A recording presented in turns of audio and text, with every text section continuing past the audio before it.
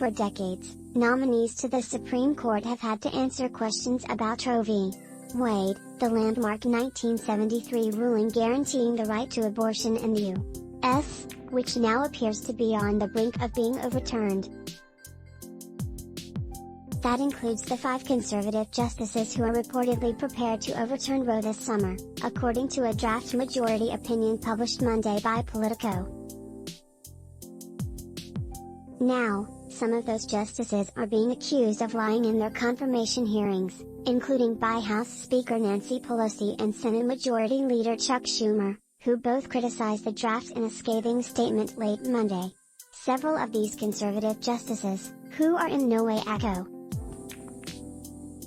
Politico reported that he would be joined by Justices Clarence Thomas, Neil Gorsuch, Brett Kavanaugh, and Amy Coney Barrett. Politico did not report how Chief Justice John Roberts plans to vote. As nominees, those justices consistently avoided direct statements about Roe, including whether they'd vote to overturn it. Instead, they often commented on the importance of precedent and constitutional guarantees to privacy. Here's what each of the court's 5 conservative justices who are reportedly prepared to overturn Roe said about the case at their confirmation hearings. Roe was egregiously wrong from the start, Alito writes in the draft opinion. Alito came to his nomination by President George W. Bush with years of experience as a federal judge.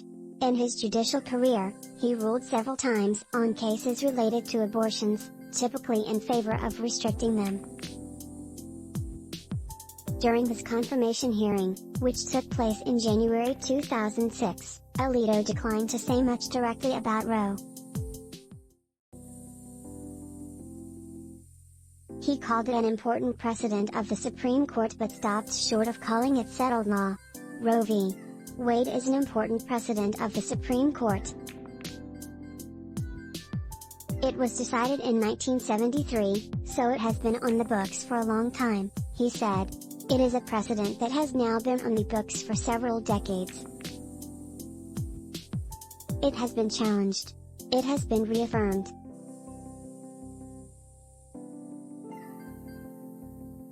But it is an issue that is involved in litigation now at all levels. Pressed by Senator Dianne Feinstein, Democrat California, on whether the issue of Roe had been settled by the court, Alito again refused to answer directly. It would be wrong for me to say to anybody who might be bringing any case before my see. I've made up my mind on this issue. Am not going to read your brief.